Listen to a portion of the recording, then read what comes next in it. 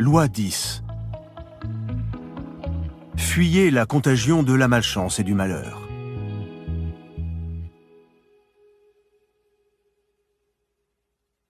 Principe. On peut mourir du malheur d'autrui.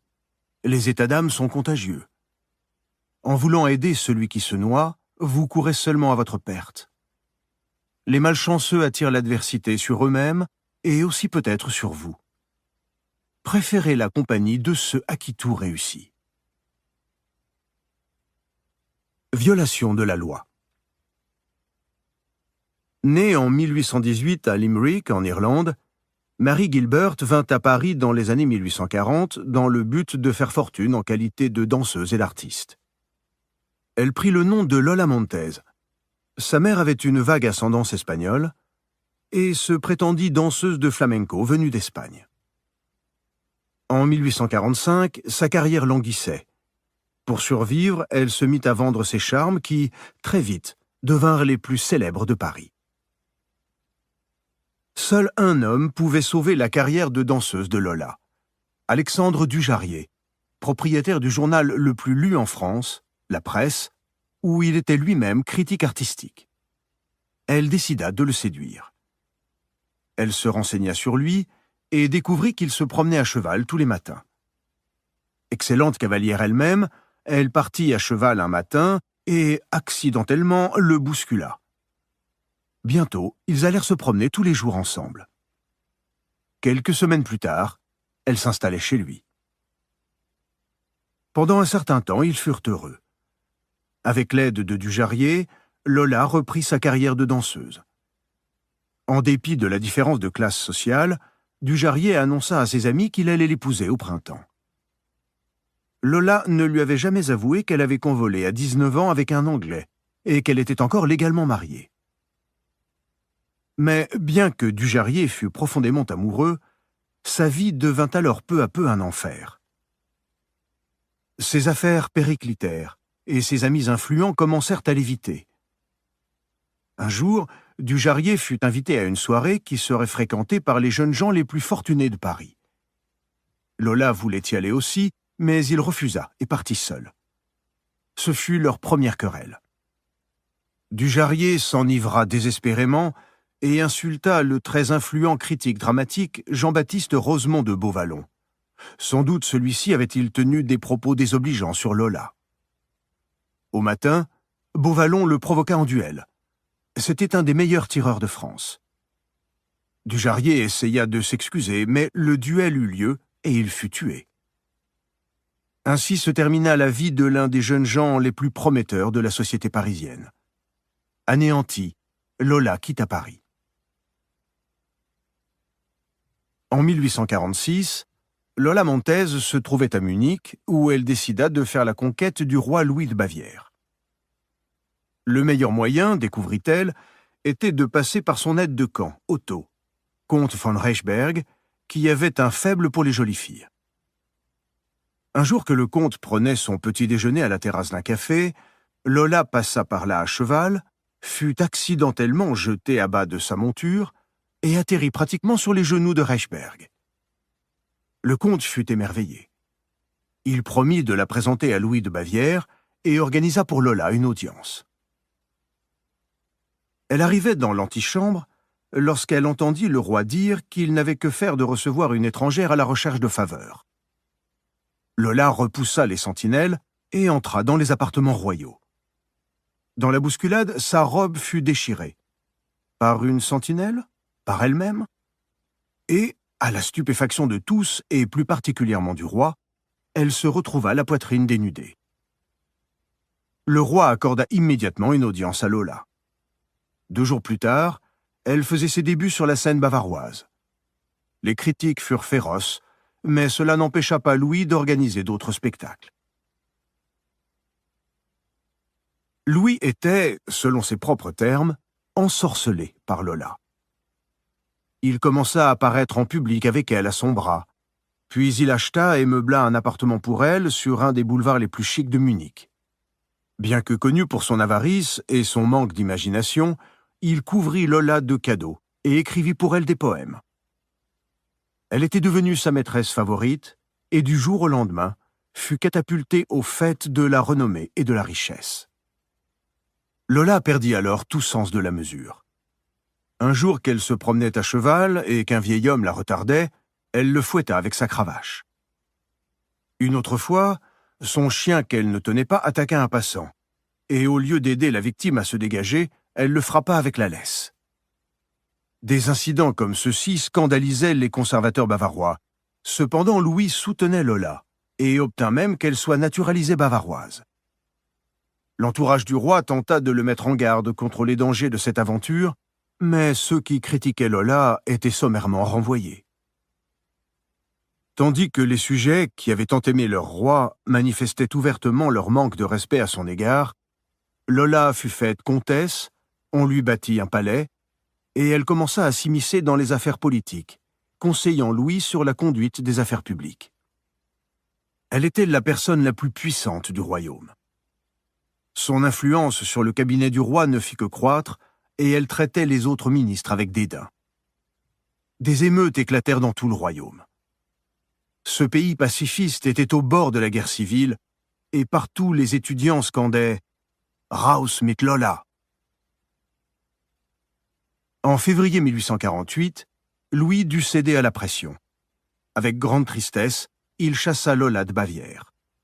Elle partit, non sans un substantiel dédommagement. Pendant les 5 semaines qui suivirent, le courroux des Bavarois se retourna contre le roi qu'ils avaient tant aimé. En mars de cette année-là, il dut abdiquer. Lola Montez partit en Angleterre.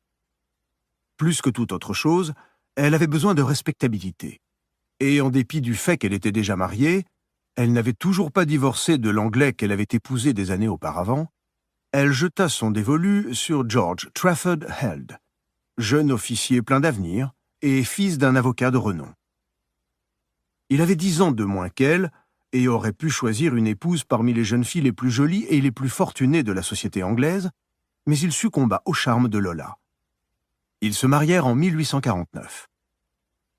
Très vite accusée de bigamie, elle ne se présenta pas au procès et s'enfuit avec son mari en Espagne. Ils se querellèrent horriblement et Lola lui donna même un coup de couteau. Finalement, elle le renvoya. De retour en Angleterre, il découvrit qu'il avait perdu son poste dans l'armée. Mis au ban de la société, il se réfugia au Portugal, où il vécut quelques mois dans la pauvreté avant de se noyer dans un accident de bateau. Quelques années plus tard, l'éditeur qui publiait l'autobiographie de Lola Montez fit faillite. En 1853, Lola partit pour la Californie, où elle épousa un certain Pat Hull. Leur liaison fut aussi tumultueuse que les précédentes, et elle le quitta pour un autre. Hull, déprimé, se mit à boire et mourut 4 ans plus tard, encore relativement jeune. À l'âge de 41 ans, Lola abandonna ses belles toilettes et ses parures et se convertit.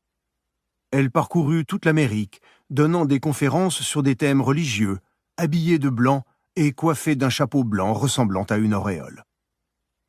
Elle mourut 2 ans après, en 1861. Interprétation. Lola Montez attirait les hommes par des stratagèmes, mais son pouvoir sur eux allait bien au-delà de l'attrait amoureux. C'est grâce à sa force de caractère qu'elle gardait ses amants sous sa coupe. Les hommes étaient entraînés dans le tourbillon qu'elle créait. Ils se sentaient confus, bouleversés, et la force des émotions qu'elle suscitait leur donnait l'illusion d'être plus intensément vivants. Comme en cas de contagion, les problèmes ne survenaient qu'après un temps d'incubation. L'instabilité foncière de Lola agaçait ses amants. Ils se retrouvaient happés par ces problèmes, mais leur attachement pour elle leur donnait le désir de l'aider. Hélas, là était le point crucial de leur maladie, car personne ne pouvait rien pour Lola Montez. Ses problèmes étaient trop profonds. Une fois que l'amant s'identifiait à eux, il était perdu, lui-même emporté dans des querelles. La contagion touchait sa famille, ses amis, et dans le cas de Louis de Bavière, le pays tout entier. Soit on coupait tout lien avec elle, soit on courait à la catastrophe. Ce caractère contagieux n'est pas exclusivement féminin. Il est fondé sur une instabilité intérieure qui se transmet à l'entourage, attirant les calamités. C'est presque un désir de destruction et de déstabilisation d'autrui. On peut passer une vie entière à étudier la pathologie de ces types de personnes, mais ne perdez pas votre temps. Tirez-en juste la leçon. Quand vous soupçonnez d'être en présence d'un individu de ce genre, ne discutez pas. N'essayez pas de l'aider. Ne le présentez pas à vos amis ou vous serez pris dans son filet. Fuyez la contagion ou supportez-en les conséquences. Ce Cassius là-bas a l'air bien maigre et famélique. Il pense trop. Je voudrais qu'il fût plus gras, mais je ne le crains point. Pourtant, si ma gloire était accessible à la crainte, je ne sais quel homme j'éviterais aussi volontiers que ce sec Cassius. Des hommes tels que lui n'ont jamais le cœur à l'aise tant qu'ils voient un peu plus grand qu'eux-mêmes. Et voilà pourquoi ils sont dangereux. William Shakespeare, 1564-1616, Jules César, traduit par François-Victor Hugo. Les clés du pouvoir. Ceux parmi nous qui sont malchanceux à la suite d'un concours de circonstances sur lequel ils n'ont aucun contrôle méritent tout notre soutien et notre sympathie. Mais il y a les autres, ceux qui ne sont pas nés dans la malchance ou le malheur, mais qui les attirent par leur destructivité et leur effet déstabilisant sur autrui. Ce serait bien si nous pouvions les aider à se relever, à changer leur schéma de pensée, mais le plus souvent ce sont eux qui finissent par nous infiltrer et nous transformer. La raison en est simple. Les êtres humains sont extrêmement sensibles aux humeurs, aux émotions, et même aux manières de penser de ceux qui les côtoient. Ceux qui sont incurablement malheureux et instables ont un pouvoir contagieux particulièrement fort, parce que leur personnalité et leurs émotions sont très intenses. Ils se présentent souvent comme des victimes, et il est difficile au début de comprendre qu'ils sont eux-mêmes à l'origine de leur malheur. Avant que vous ne vous soyez aperçus de la véritable nature de leurs problèmes, vous êtes déjà contaminé. Comprenez bien ceci. Dans le jeu du pouvoir, ceux avec qui vous vous associez ont une importance cruciale. Le risque que vous courez en vous associant à des agents infectieux est que vous perdrez une énergie et un temps précieux à essayer de vous en libérer. Par une sorte d'amalgame, vous en pâtirez aussi aux yeux des autres. Ne sous-estimez jamais les dangers de la contagion. Il y a plusieurs sortes d'agents infectieux dont il faut se méfier, mais l'un des plus insidieux est l'insatisfait chronique. Cassius, par exemple, qui conspira contre Jules César, était chroniquement rongé par l'envie. Il ne pouvait tout simplement pas supporter la présence de quelqu'un de plus grand talent que lui. C'est probablement parce que César avait perçu chez lui cette constante aigreur qu'il lui préféra Brutus pour le poste de prêteur urbain. Cassius rumina sa rancune, et sa haine pour César devint pathologique. Brutus lui-même, fervent républicain, n'aimait pas la dictature.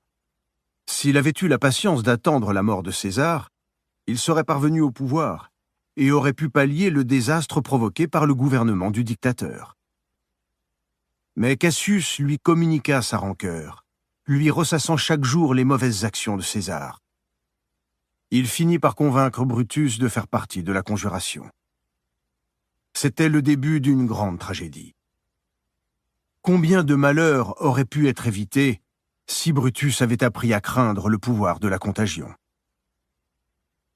Il n'y a qu'un remède à la contagion, la quarantaine. Mais le temps de prendre conscience du problème, il est souvent trop tard. Une Lola Montez vous subjugue. Un Cassius vous intrigue par sa nature confiante et la profondeur de ses sentiments. Comment vous protéger contre des virus aussi insidieux? Il faut juger les gens sur les effets qu'ils ont sur le monde et non sur les causes auxquelles ils imputent leur malheur.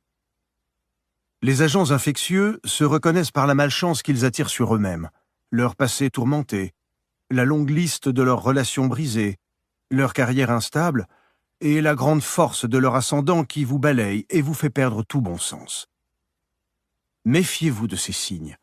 Apprenez à reconnaître le mécontentement dans leurs yeux.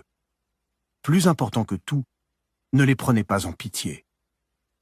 Ne montez pas dans leurs galères en essayant de les aider, cela ne changera rien pour eux, mais vous serez déstabilisé. Image : un virus.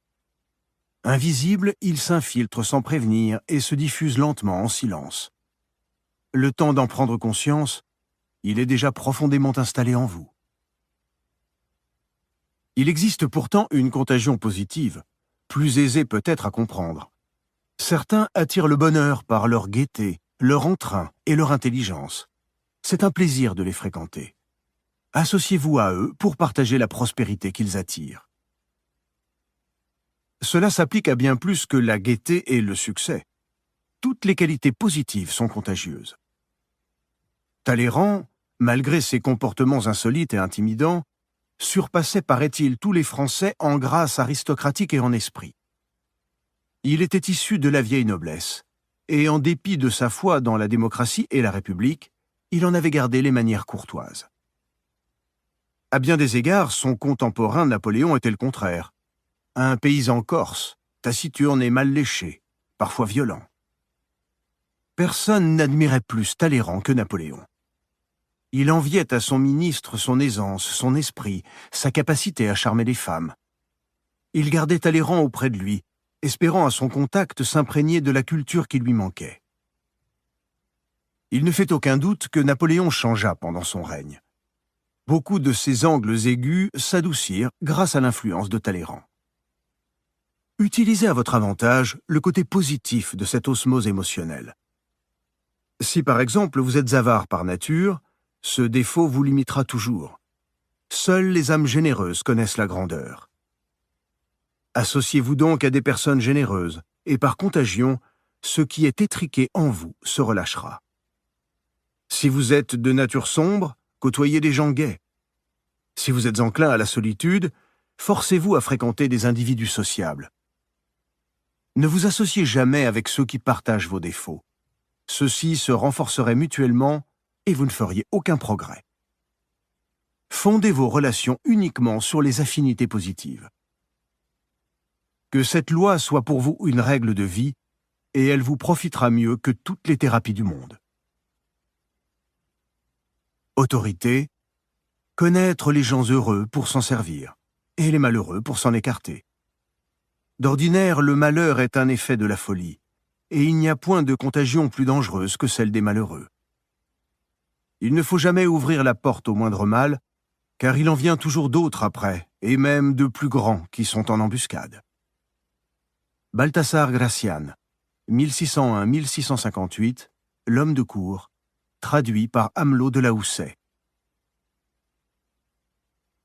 A contrario, cette loi n'admet pas d'exception. Son application est universelle. Il n'y a rien à gagner en s'associant à ceux qui vous contaminent avec leur malheur. On ne peut obtenir pouvoir et bonne fortune qu'au contact de ceux qui réussissent. Vous courez les plus grands dangers si vous ne tenez pas compte de cette loi.